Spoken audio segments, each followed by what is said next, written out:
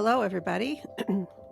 Today is Tuesday. It is September 24th, and I'm recording episode 31, calling this one, Why Does Everything Still Feel So Strange?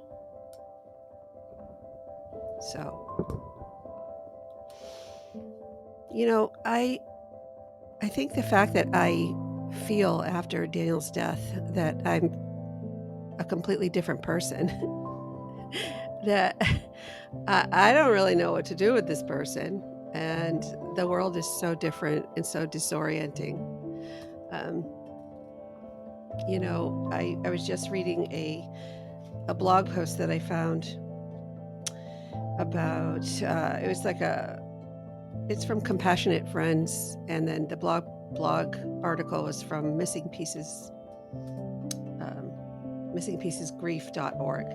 And it was all about when a special needs child dies and the significance of the relationship that parents have with that child their entire life, and the impact of not only the loss of your child, but the loss of the acceptance and dedication to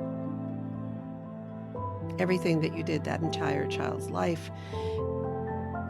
It's very, very disorienting when all of a sudden that hypervigilance and that mayhem of constant challenges is just gone.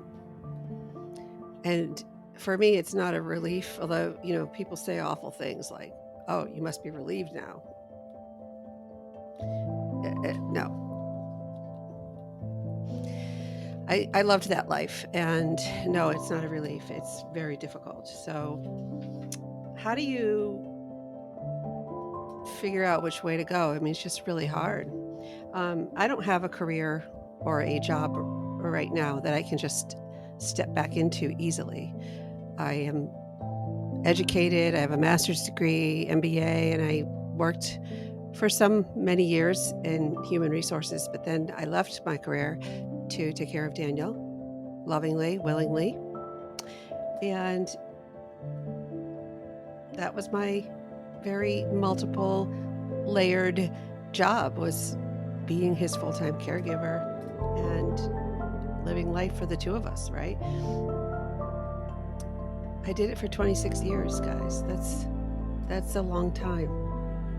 So how do you wake up and find something to do each day, right? When the worst part of the trauma started to wear off, it kind of was replaced with a sort of like empty, just a quiet humming sound in my house. Like all the caregivers are gone, all the activity is gone, all the things I had to do, phone calls, the resources, the different agencies, the ordering, all that stuff was gone.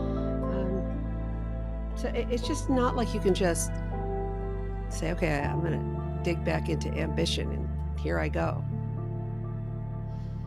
Grief is very complicated in many cases, and this is a very complicated type of a grief. Everybody keeps telling me it just takes time. It takes time. But I sometimes get this like restlessness, like,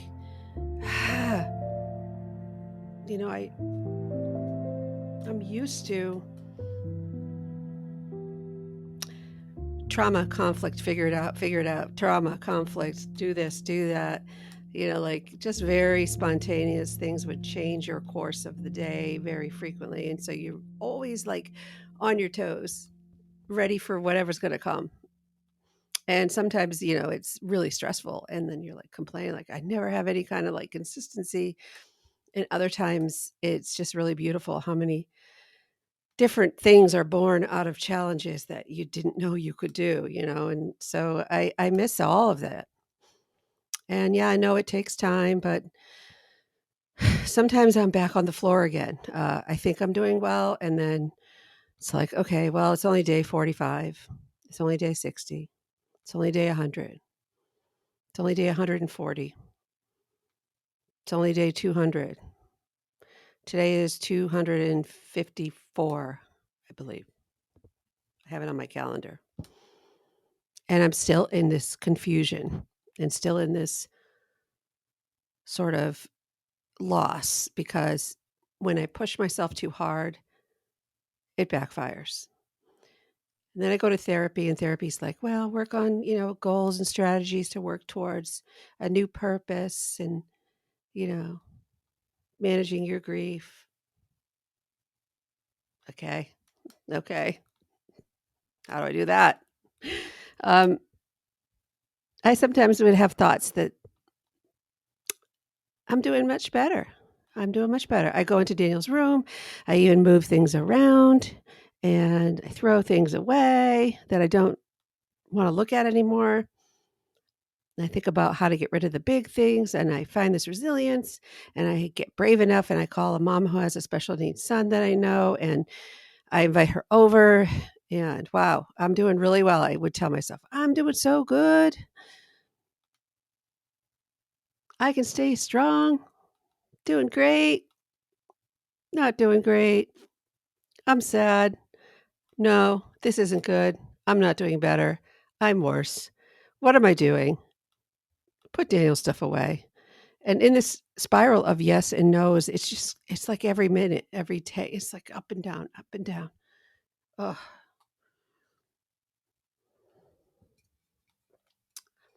there's always room for good coffee.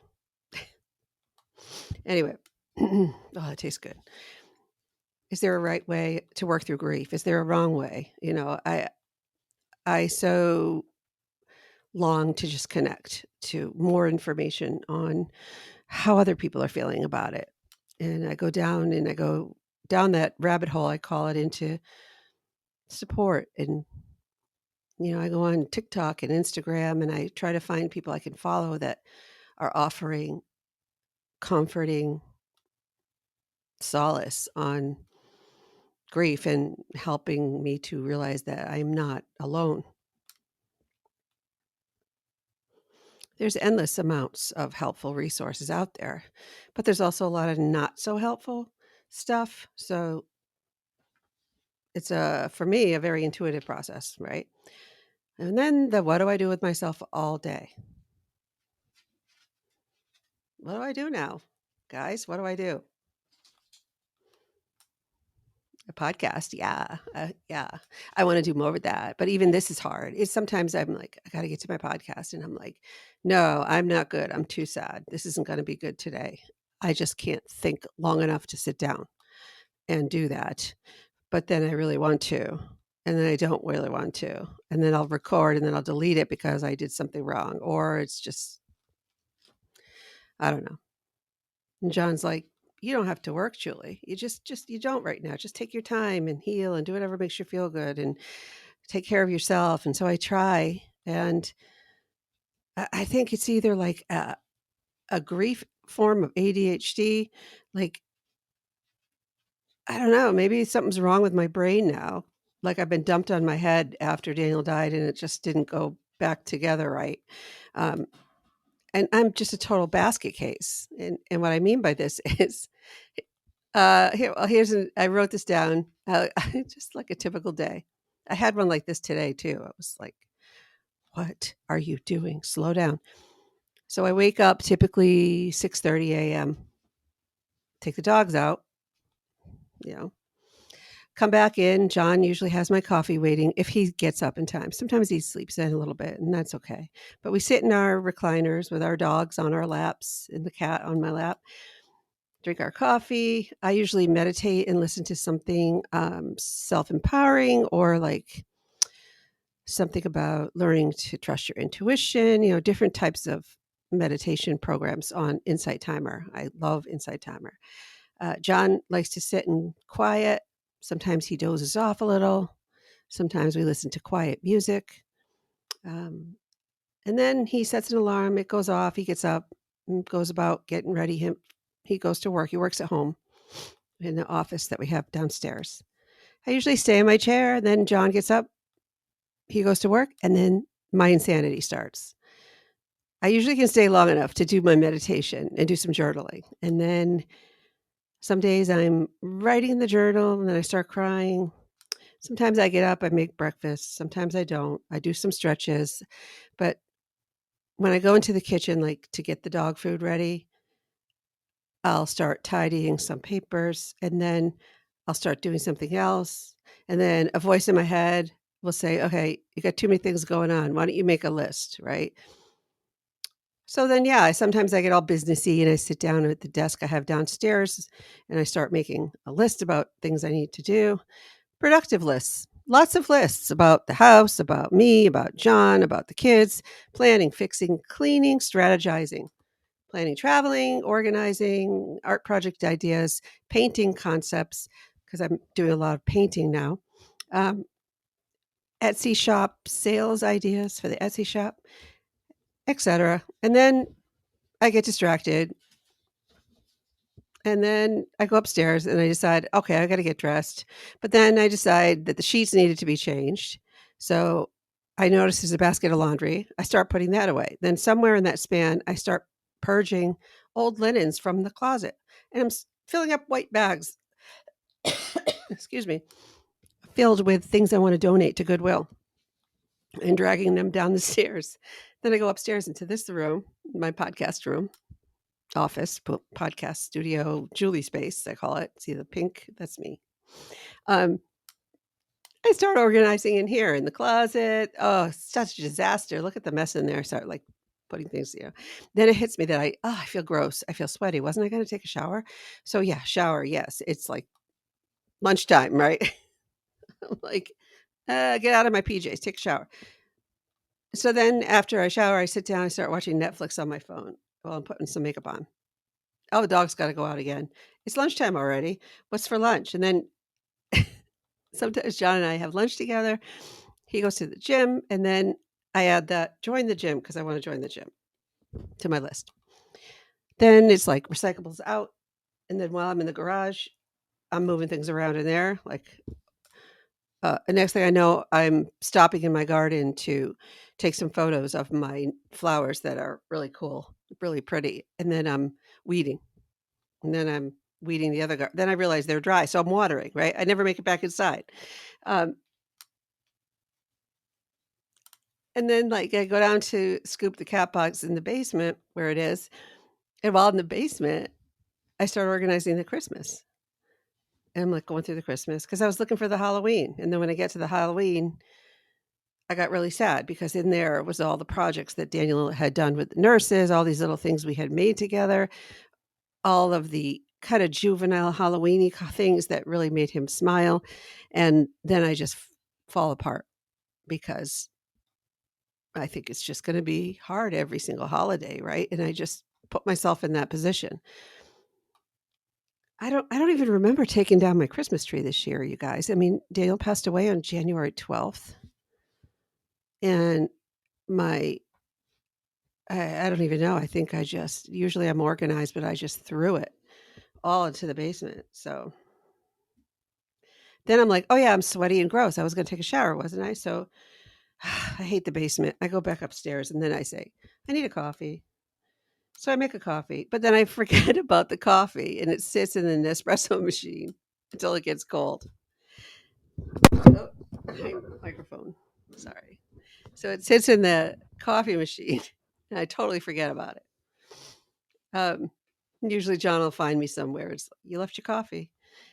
I don't have to be anywhere. I don't have to do anything specific. Nobody needs me for anything. It's just me. I mean, I float around like I call myself nuisance wind.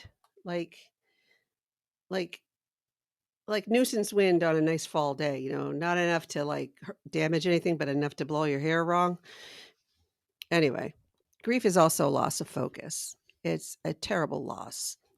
Um, Everything that made sense before doesn't feel like it matters. Doesn't, I don't know. Loss of direction, purpose. And, usually I just keep trying, keep telling myself, okay, keep going, right? And then eventually, after a day of that kind of mania, I usually end up having a big release of just incredible tears and crying.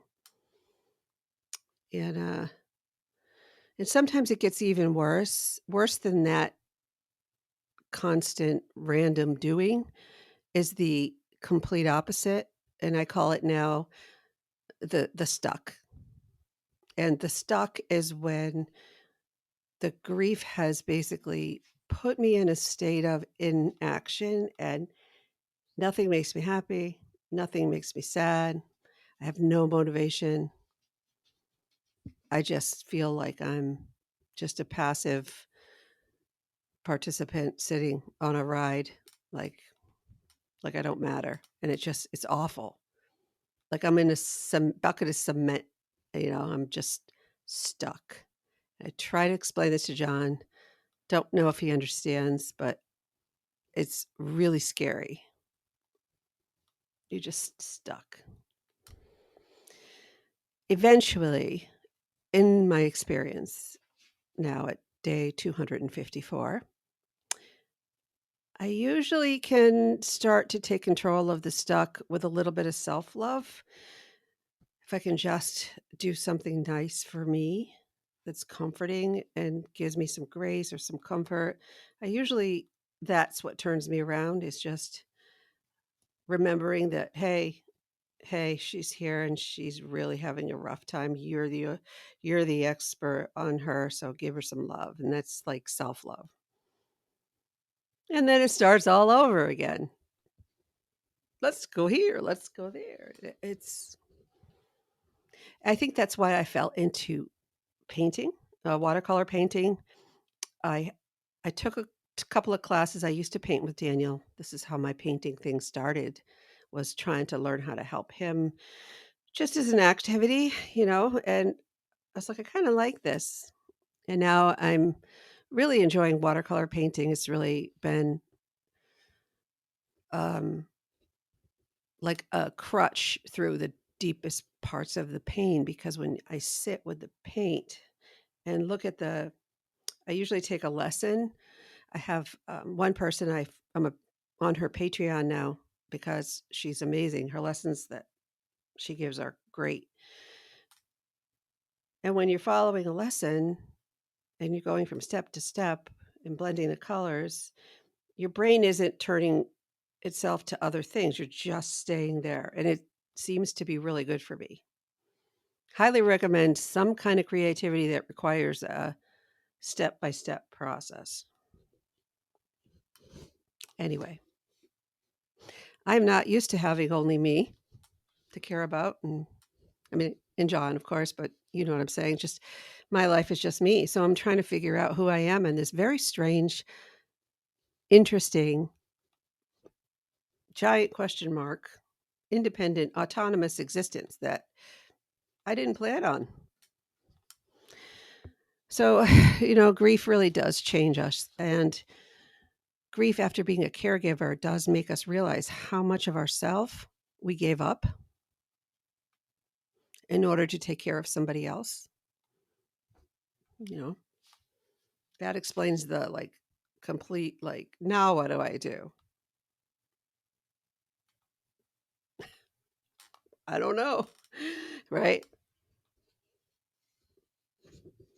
And, if, I mean, you could look at it like, oh, wow, well, that's maybe not a bad thing. I can do some new things in life. But if the sadness and the trauma were not wrapped around us like a heavy cloak, then maybe we could get brave and, figure out what to do. But most days it's just enough to watch the sun come up and have a cup of coffee, take a shower. If you can remember, write a list, maybe just a simple, small little list, and do those things. And then plan your lunch and then plan your dinner, take a walk with the dogs, wind back down, and reward yourself for having accomplished even like one or two things.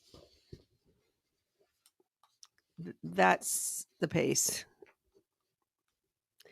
So, what kind of a life is that, you say? Well, that's a new question. I've been asking myself over and over. What kind of a life is this, right? So, I guess questioning the questions is good. Curiosity is very healthy. It's telling me that, well, maybe I can add something else to the day, just maybe another one or two things.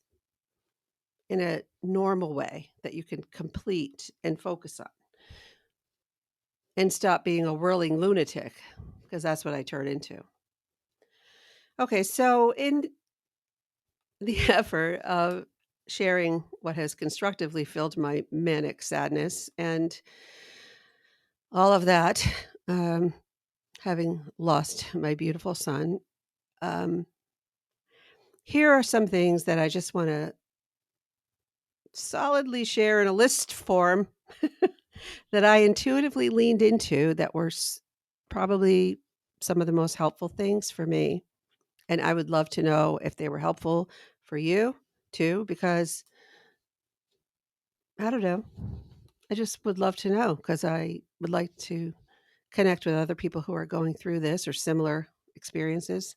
Um, Number one here is this isn't all of them either. It's just, I'm just going to give you a few, is being outside in nature. When spring rolled around after Daniel died in the winter in January, um, the winter passed on, and I found some healing in planting and assessing my gardens and putting some time into taking care of them, taking walks down the country roads we have out here, just watching things blooming, taking drives to some of the scenic areas that are not too far away, and just being outside, getting the deck ready with the chairs and stuff, and watching the birds at the feeder, the spring birds, and watching the ones that migrate come back and being excited about that. Watching the little baby deer that were born, playing in the yard. We had twins that were born this past summer. It was really sweet. Yeah, I have a video on my YouTube channel of that. I was watching the backyard, sitting on my deck reading, and all of a sudden the mama was in the backyard, and then she looked up, and then there was a little baby, and he runs over, he starts nursing, and then there was a second baby, and it was really cute. Um, I find that every day that I'm out in nature, it really does have it has a healing effect, and it helps you to stay mindful and to see these little miracles and just to be at peace.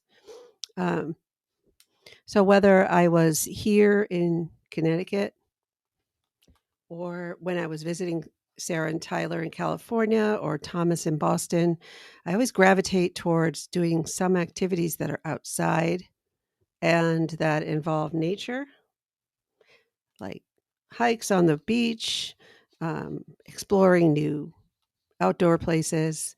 Thomas and I went on a whale watch out of Boston Harbor in July, and that was the best one I'd been on. I've been on a few and hadn't had much luck, This one that went out of Boston Harbor, we saw incredible whales, like just spectacular. It gives me chills just remembering how beautiful they all were. So another thing that helped me is, like I said before, the creativity.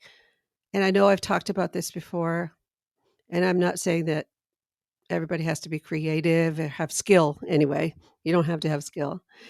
But I think our hearts really respond to channeling pain into some form of steady creative outlet. Um, whether it's, doing one of those Zen coloring books or writing a poem or painting with watercolors or making things out of clay, making crafts, editing photography, which I really love to do that too. Playing music if you're a musician, listening to music, um, going to see music live, listening to poetry live, going to a comedy show, whatever it is um, that pours out of you. And for me, it's like whatever comes intuitively to somebody who is broken and in pain is sort of your own intuition telling you this is a good tool for you, from you. So I loved being creative with Daniel, and he really responded well to that. So it was a very, very win-win situation. And after he was gone, I still leaned into painting, which is why I kept the Etsy art shop, Daniel's Special Art, still alive. Um, so I would just spend my hours painting and painting and painting. And then one day I painted, recently I was like painting for an entire day. And I sent the pictures to my family and I'm like, I'm losing my mind, guys. I think John was away for work. I'm like, I literally painted from like after I fed the dogs till the end of the night. Um, and then I had all these beautiful end products to look at. Some of them beautiful, some of them okay, right? Colorful. It helps to build the self-esteem up a little bit, and it just sort of gives you a purpose in the moment, I guess. Very helpful for me. Sometimes I can't do it at all, but more often than not, I hear something saying, "Today you need to paint. Just turn everything off." So the other thing that I did is self-care. What? Just me. Self-care for just me? What? That sounds weird. I never just me self-cared before. I didn't have to care for Daniel anymore.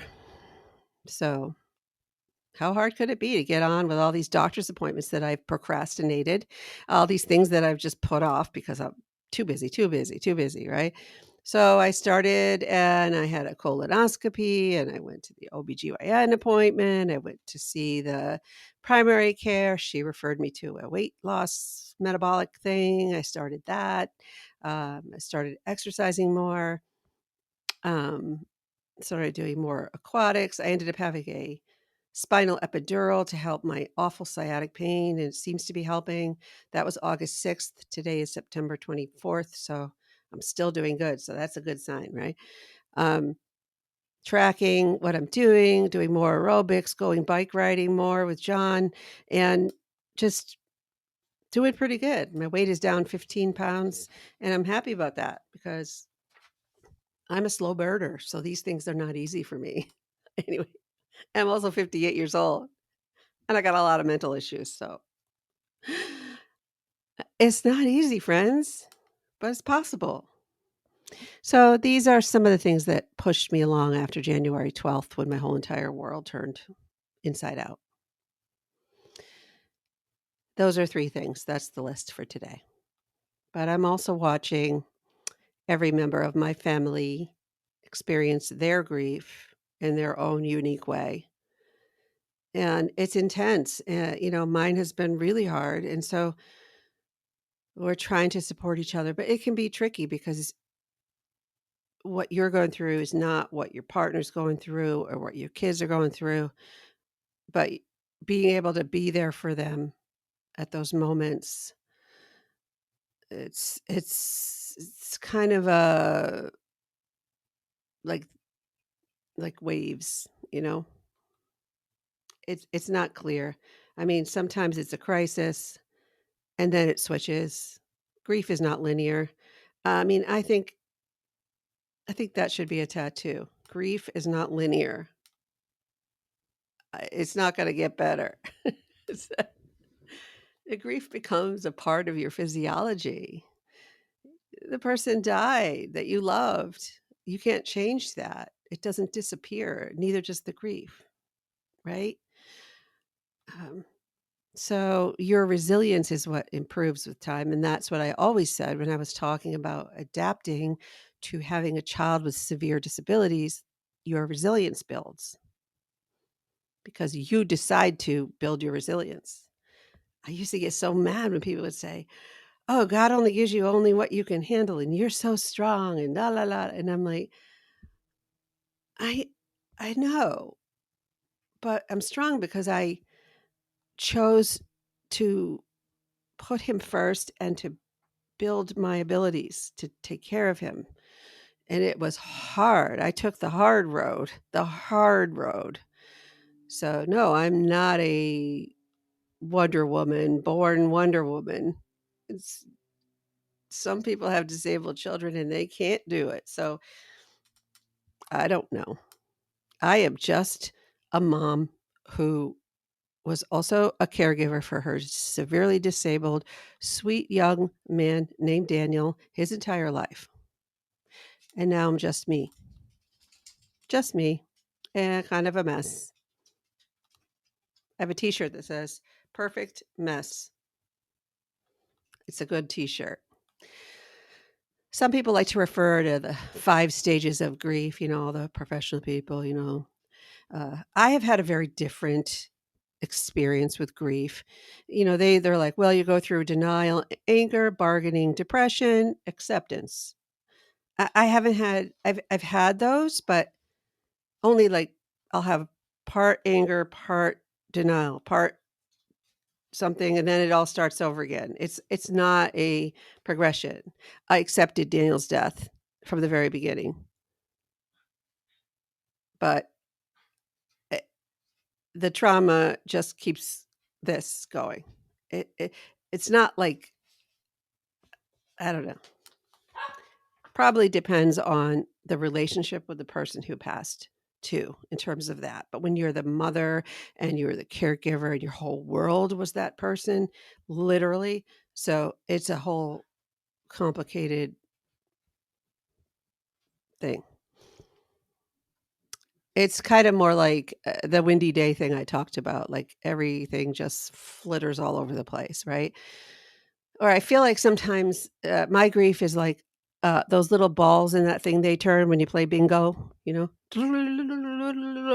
anger, acceptance. So it's that's how it is. It's not like a normal like condition that you're going through these things. Oh, today I'm feeling much better because I'm accepting. I already went through anger yesterday, so I'm good, right? Mourning is a very unique experience for each person. So try to put a uniform explanation on it. To me, is like kind of inadequate. Um, you got to have the caveat of this is for some things and some people, but not typical. Anyways, others have different experiences, but I'd say after a life of adapting to disabilities and caregiving and all of the complexities that implodes upon somebody's entire life. Yeah, I'd say that the bingo ball theory holds true a little bit more than the, lateral 5 stages of grief thing. All right. So, counseling, support, those kind of things, they do offer help. Um, I I see a therapist, but I tried going to some grief groups. I found that some are okay. I have yet to decide whether or not some of the ones that I've been to are really okay for me or not. Uh, if I come home after 3 times still feeling like awkward and like it wasn't really helpful, then I take a step away. Um, but the one thing I can stress out of all this pain and confusion is that my development of positive coping skills, it really does seem to help me limp along. And it was the skills that I developed all along the way in my adapted life with Daniel that are helping me a little bit adapt to life without Daniel.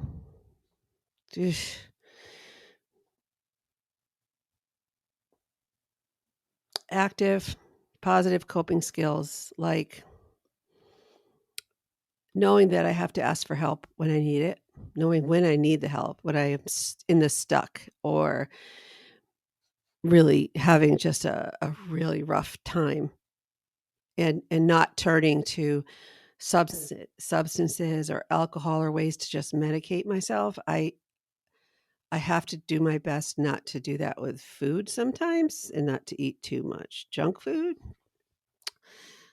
But for the most part, knowing to stay on a healthier path because I know people who have self-medicated themselves into addiction situations and I just don't want to go there. I still can see a bright beautiful life and I don't want it to be clouded by that.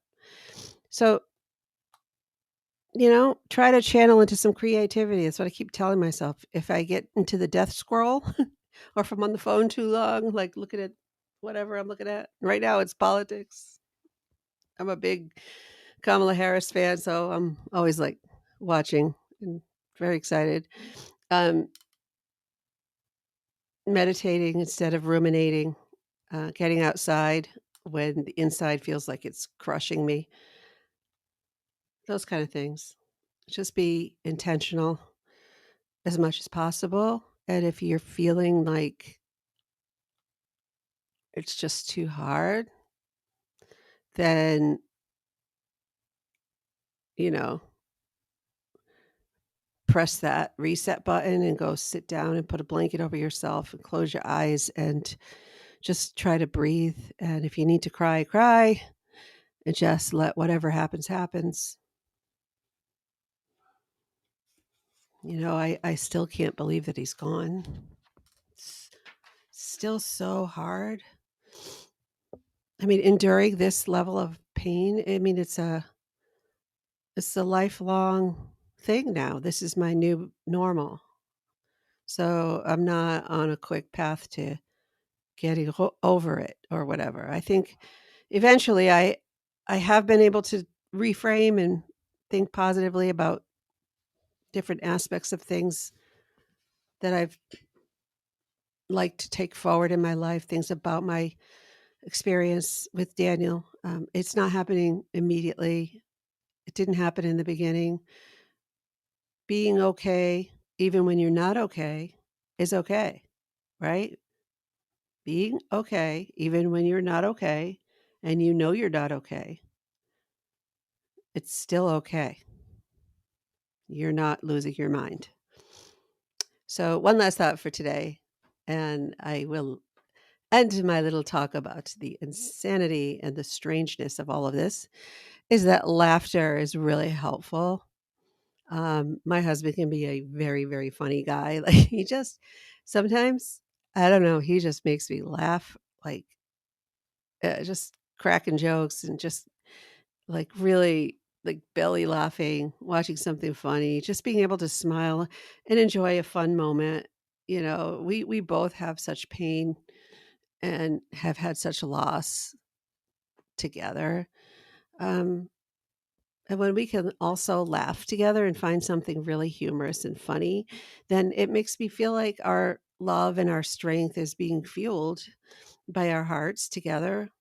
And so it's okay to be sad. It's okay to laugh while you're sad. And I don't know, it's just really, really helpful to get that sort of dopamine hit from a really, really good chuckle. Sometimes I'll get a text message from the kids and it'll be just like some stupid TikTok that just hits you, like they just hit you the right way and you're just laughing so hard. And then somebody else looks at it and they're like, what? I don't get it. I'm like, this is hysterical. So I don't know. You know what I mean? Does that ever happen to you? Like you just see something and you just can't stop and then you just feel so good after you laugh that hard? Yeah. So, losing a child, friends, is horrible. It's horrible. And there is hope and there will be progress. There will be more resilience. I will figure out a little bit more direction as time goes by. I believe in that. And I believe that Daniel is traveling this with me.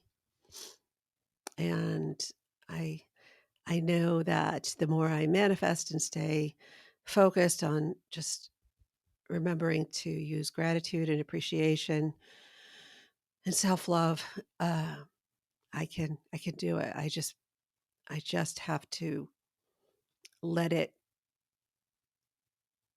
kind of flow through me and and not force it. So I just wanted to share that with you today. So that was my episode 31, day 254, in the life of a mom who took care of her beautiful family and raised her kids and took care of a son for 26 years who was born with a deformed brain and many different levels of severe disabilities, all that came with it, all that it did to life, the good, the bad, the beautiful, the hard, all of it. And then, poof, he got sick and he passed away. And yeah, now what? This is so strange. And here I go again. All right, we'll see you next time. I hope you come back. I hope you do. We're finding direction together. So I'm so grateful for you, for this podcast, for my ability to use words to express this. Thanks.